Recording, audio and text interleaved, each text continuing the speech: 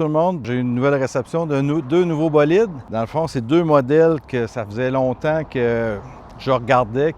Ils ont fait quelques collections avant de se rendre chez nous. Deux modèles très, très rares. C'est deux modèles que j'ai déjà eus. J'ai déjà eu des Lightning, là, recul, il y a une quinzaine d'années aussi. Mais j'avais vendu à l'époque aussi. Puis j'ai dit, je m'étais mis comme défi d'en retrouver un vraiment, ça accroche pour dire dans un de collection. La même chose pour le SRT10, j'en ai eu quelques-uns. Ce printemps, j'avais laissé partir mon autre 2005 qui était vraiment impeccable, là, qui était parti par transport en plein hiver, que je n'étais pas tant content, mais on l'a laissé partir pareil. C'est deux vraies pépites, dans le fond, deux icônes américaines là, dans le camion là, sport. Si on y va avec ce Lightning-là, c'est un Lightning 2001, un modèle américain. Il y a 550 000, fait à peu près 8500 km.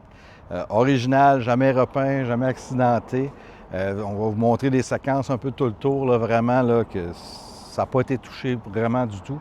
Fait que c'est vraiment un char de collection. Autant les pneus, c'est original, la peinture, tout ce qui est Honda Carriage, toutes les peintures, les étampes, toutes les codes barres sont toutes encore là. Dedans, c'est pareil, c'est au poêle. Là. Le fond de boîte, il n'y a jamais rien eu qu'il y a eu dans la boîte. Fait que même Paul Walker n'a pas mis ses boîtes dans la boîte de ce pick-up-là. Puis l'ancien propriétaire, bien, il avait fait mettre justement les décals pour rappeler justement le film Rapide et dangereux. Fait que c'est un petit rappel aussi. Puis vu que j'ai déjà la Jetta Fast and Furious dans ma collection, fait que je trouvais que c'est un bel ajout par rapport à ça.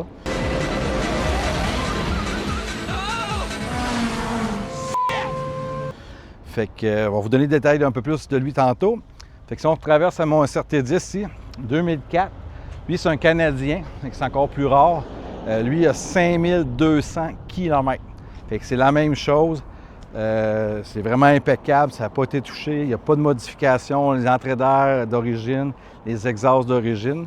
Quand on l'a ramassé, il y avait un wrap sur le top noir satin. Moi, je n'aimais pas ça parce que je voulais vraiment le remettre original. Fait qu'on s'est dépêché d'enlever ça.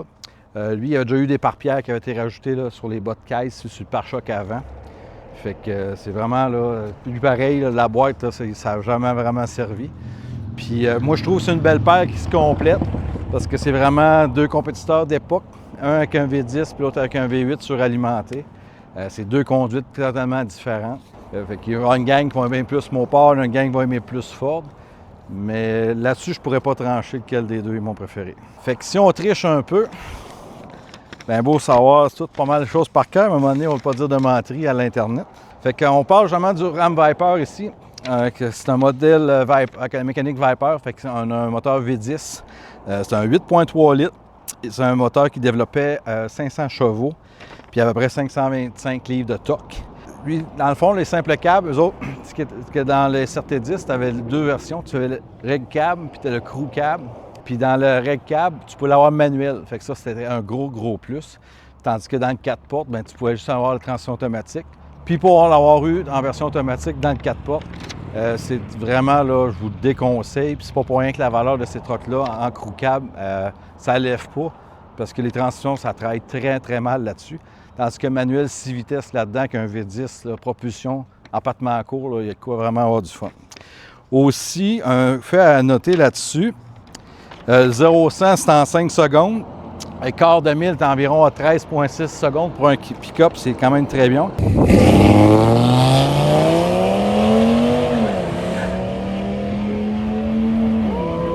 Dodge pickup truck on the run.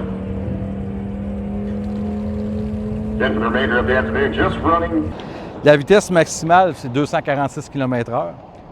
Fait qu'on s'entend que c'est quand même pas bas de terre trop non plus. Fait qu'à 246 km/h, ça reste un pick-up. Puis c'est le pick-up qui a justement le record mondial le plus rapide qui a jamais été produit. C'est le Ram SRT10.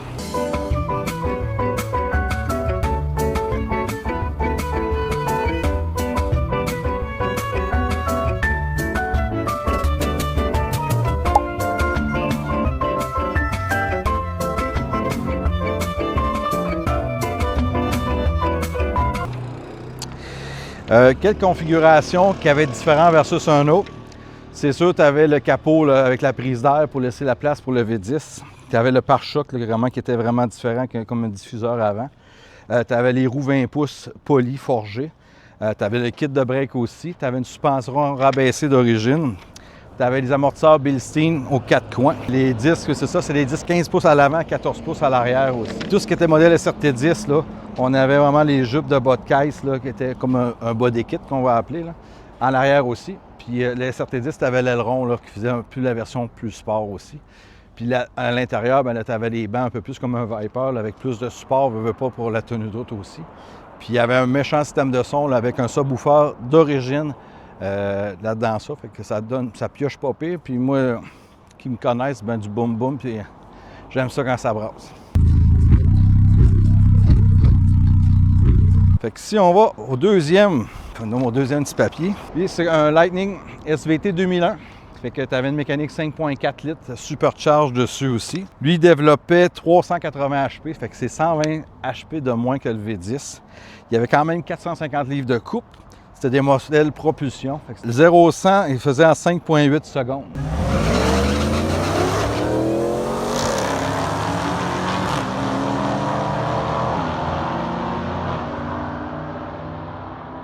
C'est quand même très rapide. La grosse différence, c'est que le Lightning, avec la boîte en fibre de verre, il est beaucoup plus léger que le SRT10. Vitesse de pointe, 235 km/h. Pour toujours le fun de trouver des pépites, des véhicules là, non modifiés le plus possible, le plus original possible, pour nous remettre à l'époque, qu'est-ce que c'était là, vraiment les icônes là, d'il y a une vingtaine d'années aussi. Quand tu peux les avoir avec un très, très, très bas kilométrage comme ça, c'est sûr que pour un collectionneur, c'est ça qui vaut le plus aussi. Retrouver des véhicules avec des si bas kilométrages, si bas millage que ça s'en vient de plus en plus rare. Puis des véhicules qui n'ont pas eu d'accident, pas été repeints, rien. Fait que c'est ça qui fait vraiment monter la valeur là, pour les véhicules. Là. Sur le marché, c'est très variable. Vous allez en voir, tu vas aller voir des Lightning avec 180 000 km là, qui ont déjà eu 2, 3, 4 accrochages à 35 000. Puis l'équivalent de celui-là, il y en a un à vendre au BC. Puis le propriétaire demande 100 000. Fait que c'est quand même variable, mais tout passe par les conditions du véhicule. Puis là, ici, on a deux modèles là, vraiment là, pas gênants pantoute.